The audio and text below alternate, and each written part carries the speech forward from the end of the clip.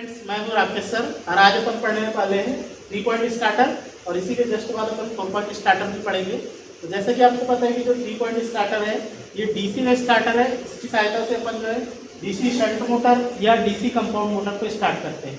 सबसे पहले अपन इसके कंस्ट्रक्शन के बारे में पढ़ेंगे कि 3 पॉइंट स्टार्टर में क्या क्या एलिमेंट्स यूज किए जाते हैं और कैसे ये वर्क करता है। तो सबसे पहले अपन 3 पॉइंट स्टार्टर, जैसे कि इसका नाम है, तो इसमें 3 पॉइंट मौजूद होते हैं। जैसे कि आप देख सकते हैं यहाँ पर स्क्रीन में 3 पॉइंट है, एल, एफ और ए।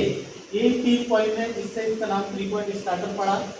यहाँ पर आपको डीसी शंट मोटर दिख रही होगी। डीसी शंट मोटर, जैसे कि आप देख सकते हैं यहाँ पर डीसी शंट मोटर की आर्मेचर वाइंडिंग और ये शंट फील्ड वाइंडिंग, ये 2 प्रकार की वाइंडिंग्स होती है डीसी शंट मोटर में। सबसे पहली बात आती है कि ये स्टार्टर्स की जरूरत क्यों पड़ी।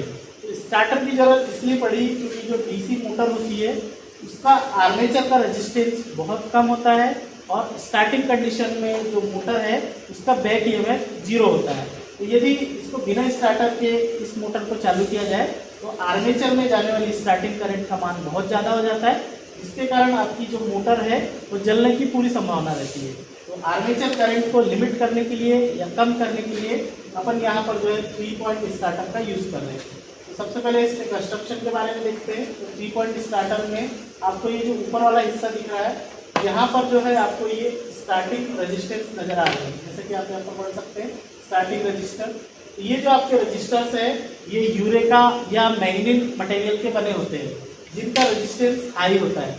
यहाँ पर आपको जो है कई स्टार्टर्स जो नकली क्वालिटी के जो टेम्परेरी होते हैं वहाँ पर आपको नाइक्रोम की कॉइल्स भी नजर आएंगी, जो पूरी तरह गलत है। क्योंकि आपको पता है कि जो नाइक्रोम की कॉइल होती है उसकी प्रॉपर्टी हीटिंग वाली होती है। तो यदि यहाँ पर नाइक्रोम की कॉइल यूज करेंगे तो वो आपके जो स्टार्टर्स है उसको पूरी तरह गर्म कर देगा, ठीक है, जो पूरी तरह गलत है। इसलिए हमेशा यहाँ पर यूरेका या मैग्नीन का यूज करना चाहिए, जो आप रियोस्टेट में भी देखते हैं।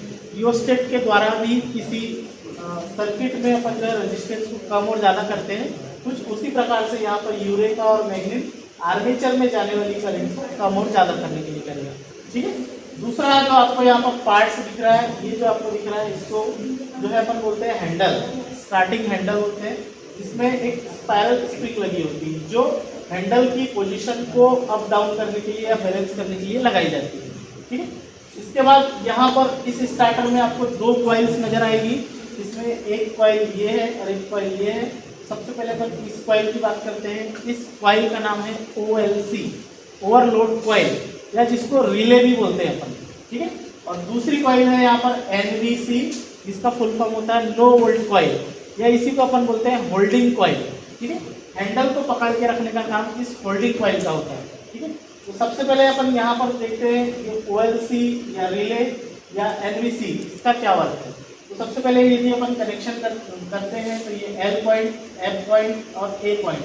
तो जैसे कि डीसी में स्टार्टर है तो यहाँ पर डीसी शंट मोटर जैसे कि अपन स्टार्ट कर रहे हैं, तो डीसी शंट मोटर को स्टार्ट करने के लिए ये जो आपका L पॉइंट है यहाँ से डीसी सप्लाई का प्लस पॉइंट आता है।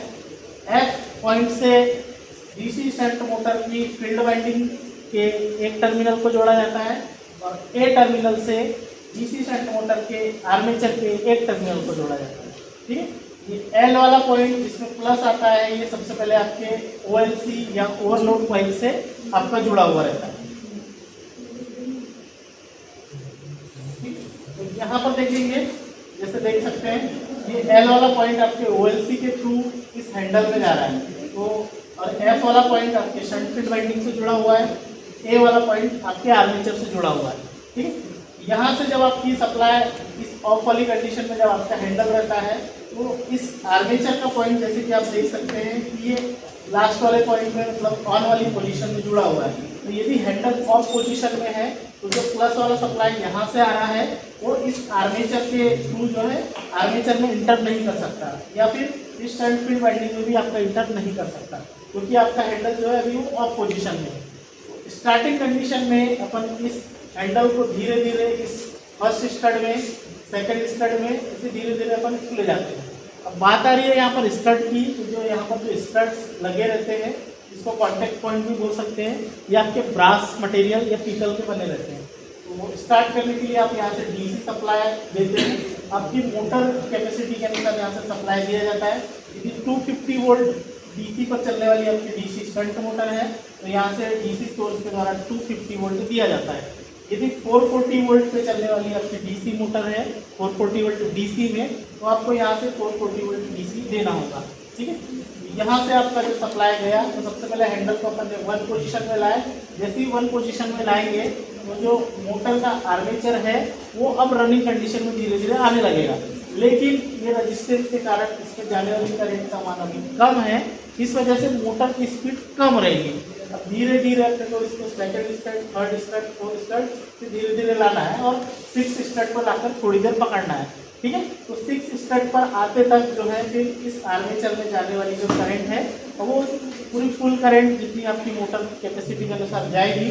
तो अब ये हैंडल जो 6 वाली पोजीशन या ऑन वाली पोजीशन पे आएगी तो उस कंडीशन आते तक ये जो आपकी एनवीसी या जो नो वोल्ट कॉइल है या होल्डिंग कॉइल है ये चार्ज हो जाएगी, और जब चार्ज हो जाएगी इलेक्ट्रोमैग्नेट बन जाएगा तो ये इस हैंडल को पकड़ के रखेगी, होल्ड करके रखेगी, इसलिए इसका नाम होल्डिंग कॉइल रखा गया है। ठीक है, तो ये नॉर्मल कंडीशन में आपका जो हैंडल है वो ऑन पोजीशन पे चिपक जाएगा और आपकी मोटर रनिंग कंडीशन में बराबर चलते रहेगी। ठीक है, अब बात करते हैं यदि फॉल्ट वाली कंडीशन है तो फॉल्ट वाली कंडीशन में इसके लिए यहाँ पर देख सकते हैं कि एनवीसी के 2 सिरों को यहाँ पर निकाला गया है।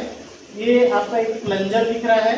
ठीक है, जो आपकी जो है आर्मेचर कॉन्टैक्ट के साथ आपकी ये ओवरलोड कॉइल आपको ऊपर पे दिख रही है। तो क्या होता है कि यदि ओवरलोड की कंडीशन होती है तो उस कंडीशन में आपकी ओवरलोड जो कॉइल है जिसको अपन रिले भी बोल रहे हैं ये चार्ज हो जाती है, और जैसे ये चार्ज होगी तो ये प्लंजर को अपनी तरफ जो है अट्रैक्ट करेगी, क्योंकि ये इलेक्ट्रोमैग्नेट बन रहा है।